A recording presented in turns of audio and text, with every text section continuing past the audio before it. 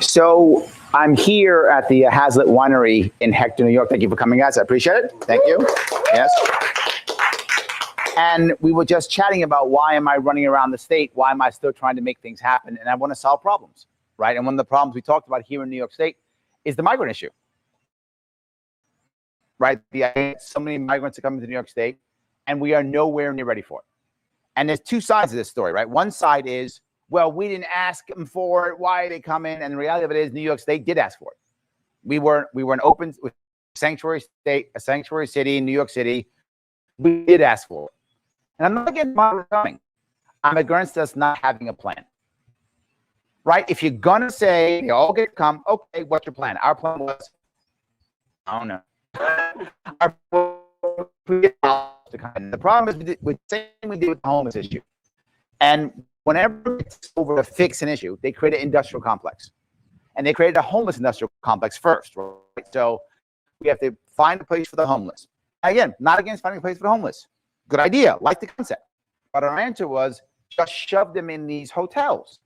So the government will not pay the hotel, right, money to keep the homeless people there. Well, that's now money that the hotel people can be accustomed to.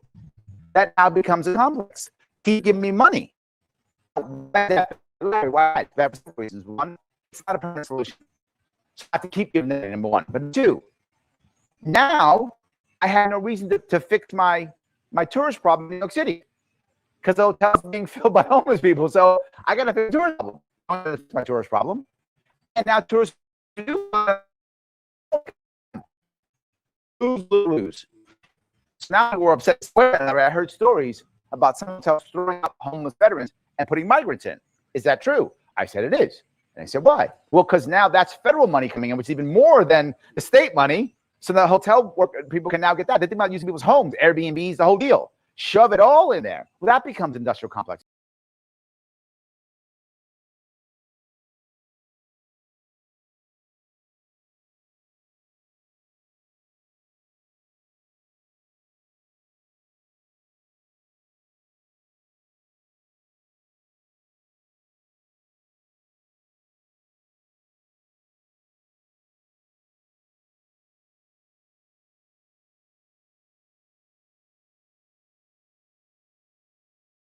Order.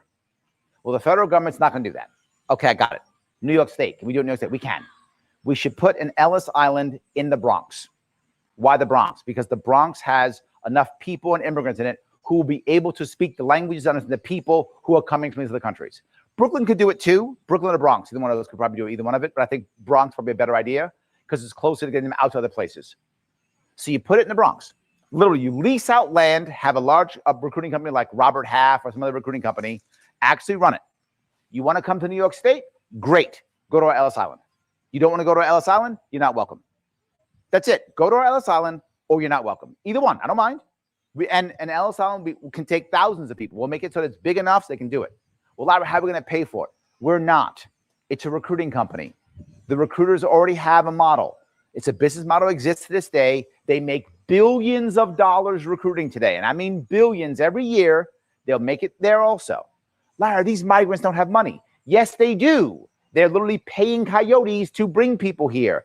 Don't pay the coyotes. Pay Robert Half. Pay the actual company. Do that. And people here will pay. Farmers want these workers. Hotels want these workers. Let them pay for these workers. They're paying the black market right now anyway. I know up here, and some people will laugh that I happen to know this. Up here, there are people who you pay these guys and they give you workers. It's all black market, right? So you go to Jose and say, hey, Jose, I need 5 workers. One's got to speak English. That's it. And he goes, got you. And a week later, you get 5 workers. One speaks English because the one who speaks English is the crew chief, right? So that's it. And that happens all the time. I mean, you pay Jose. Jose says, thanks for your money and goes. Jose charges you more for the English speaker. I'm not joking. That's true. He charges you more for the English speaker and less for the workers. That's happening right now in the black market. You know, yes. Yes. I'm not making this up. Good workers. Yes. Absolutely true. Happens all the time. Now, what politician would tell you that? They won't tell you that. One, because they don't know. They've never talked to a farmer in their life. So they don't know how it works. They don't talk to workers, right? People tease me all the time and go, Larry, you crossed the state. Other politicians have done that. No, other politicians have crossed the state going from fundraiser to fundraiser to fundraiser.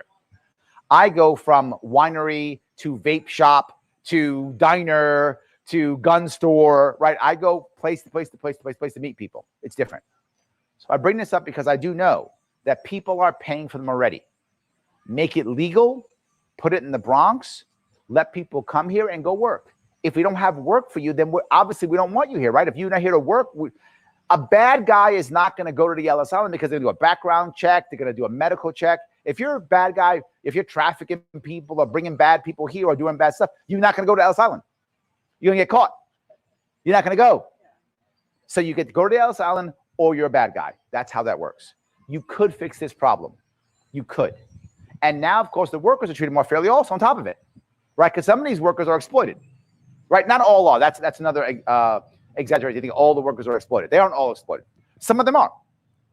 You then have this Ellis Island, that goes down to a minimum. That goes to a minimum.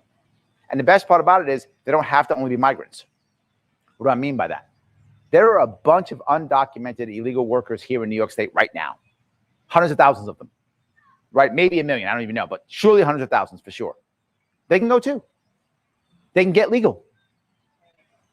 Go get legal. It's a private company making money off of it. How are they going to pay for it? They're working here now. They're paying their bills. They're working here now. Not just that, there are actually so many nonprofits who want to help these migrants. Great. You can help them by paying their fees to make them legal. You can help them now. Pay their fees to make them legal. We can do this.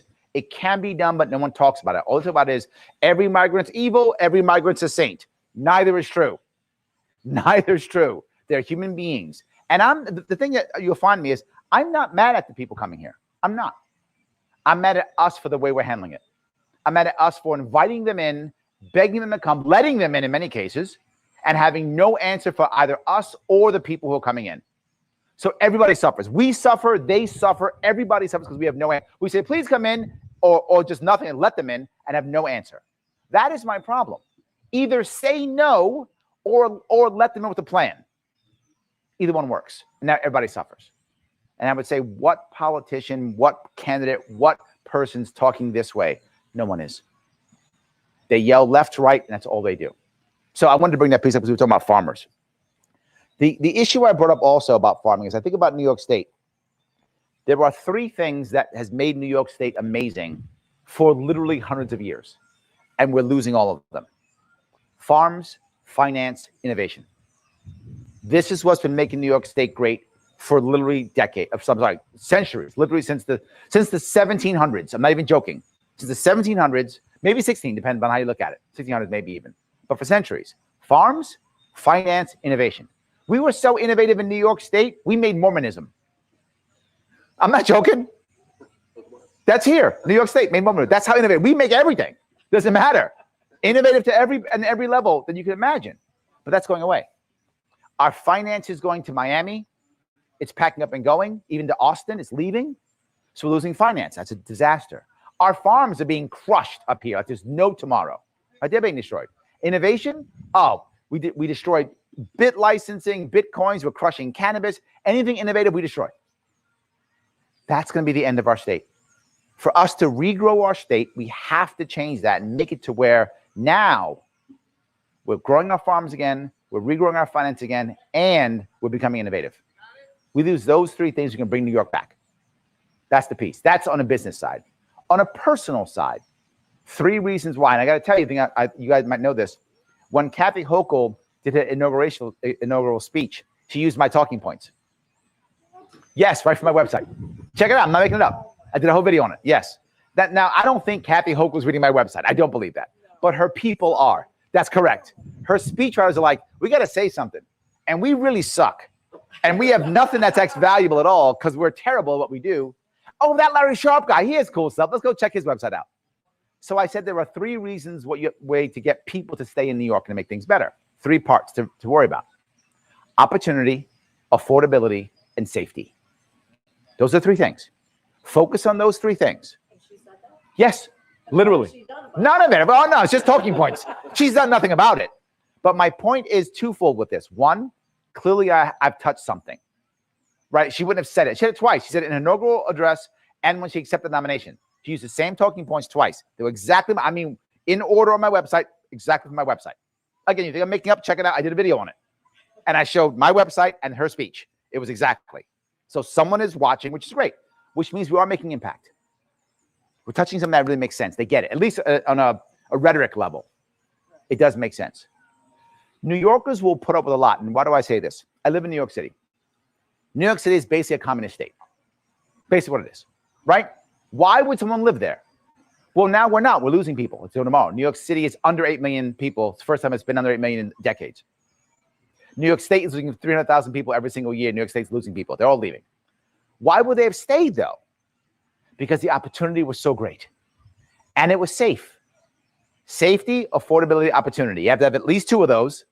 Three's the home run. But at least two.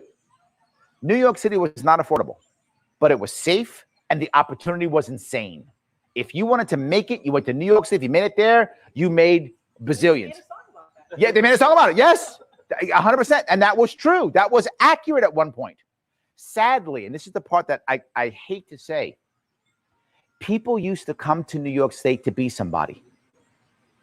They came here to be somebody, right? Rochester used to be called Flower City, right? Binghamton used to be called Parlor City because all the wealthy people went there and had parlors.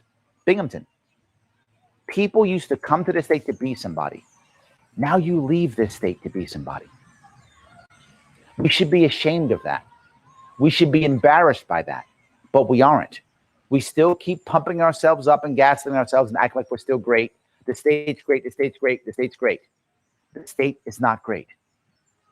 It's a wonderful, amazing state, a beautiful state that's been crushed by government and overregulation, crushed by government and cronyism, crushed by a one-party state that gives people that crushes finance, that crushes farms, that crushes innovation. It is not affordable anymore. There is no more opportunity. And in many cases, it's not safe. So people leave. That's it. They vote with their feet. People say all the time, oh no, New York is doing great things, great things. Awesome. Here is how I judge this. I judge it like a business person, believe it or not. I'm a business guy. I judge it like that. Are you gaining customers? No, I'm losing customers. Then your business is doing something wrong. You're in the wrong place, the wrong product, wrong service, wrong customer service. Something's wrong. Your marketing's bad. Something is wrong if you keep losing customers. Something's up. But we keep losing people. People are voting with their feet. And what people don't realize is, well, it's because of the lockdowns or whatever. No. New York State, while the whole country was growing, New York State was still growing 10 years ago, about 15 years ago. It was growing at the slowest rate since 2009. Our slow growth began 15 years ago. We were growing at the least amount. And it was because immigration was bringing more people in. But once immigration began to slow down, now we're actually losing people. We were losing people prior to the lockdowns, 100,000 a year. Now it's 200,000 a year. Some of you may remember, we lost a congressperson. We went from 27 to 26. Why? Because people are leaving our state. That's the reason. But it was only by 63 votes, Larry, remember? Whatever it was, whatever story they told you. Cuomo wanted to change it. Whatever, of course he did. I would want to change it too. Yeah. If I was someone who had no integrity like Cuomo, I would also want to do that. Correct. Yes. Of course he would. That's right. That's perfectly in line with him. Yes. But that is my biggest issue, right? That we're not making the changes and we keep saying we are.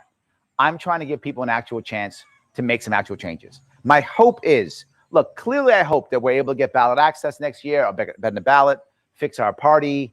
And of course, then I'm able to run and win. That'd be amazing. And I will try to make that happen. Of course I will. But whether I can or can't, the ideas are still valuable. The concepts are still valuable. And I'm hoping that if we give people enough hope in the state, we can keep people in the state. We're out here in wine country in New York State.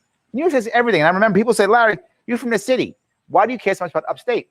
Because when I was a kid, I came up here all the time. My father loved upstate New York. I heard you talking about that the other day. Yes, he loved upstate New York. His favorite was Bear Mountain. He loved Bear Mountain. That was his favorite, which for some people up here, Bear Mountain's still downstate. But for me in the Bronx, that's upstate. So yes, right? But he also loved Niagara Falls. He loved Niagara. I've been to Niagara Falls more than once. Most New Yorkers haven't been once, right? I've been more than once. In fact, now I think I've been 4 or 5 times right now. I've been to Niagara Falls many times. No, I just went a couple days. I went earlier last year. So maybe 6 times now already. Yeah, so yeah, yes, most New Yorkers haven't even been once. But he loved Niagara Falls. So we go to Niagara Falls. Also, we go to Montreal. He loved driving upstate to go to Montreal because you can drive directly. People don't know this who aren't in New York State. If you're not in New York State, you don't know this. You can drive directly to Montreal. Just drive right up, right? He loved that stuff. So I've been around New York State as a kid all the time. When I reconnected again, when I got older, it was like magical again, except it wasn't as cool because it was hurting. I remember going through a downtown in New York State that was thriving. It's hard to find that now. Most downtowns and most of the small towns up in New York, they're hurting. Most of them are not thriving anymore. It used to be thriving. Antiquing used to be the thing all the people did, not just the wealthy people from Manhattan, right? Lots of people did antiquing. Now it's almost only wealthy people from Manhattan who do antiquing now. It's a whole different way of looking at things. I think we can fix this beautiful state, right? Everything you might want in a state's here. Again, wineries, lakes, mountains, hunting, fishing, the falls, all the sports are here. And if New York City, all the culture is in New York City, right? You like ballet to classical music, it's there, right? Broadway, whatever you want, whatever's your thing, it's in the state. So why would I want to leave it? Because it becomes so oppressive, you have to. But we can fix it, and I want us to. That's why I'm still doing this. That's why I'm running around going crazy. And that's why I'm trying to get people to understand that I do care. I talk to people. I want to make things happen. So thank you guys for hearing me. I appreciate it. Yes, absolutely. Yes, thank you. I'm happy if there's any question or comment before I end the live stream. Awesome. Guys, thank you so much for watching. I appreciate it. Have a great day.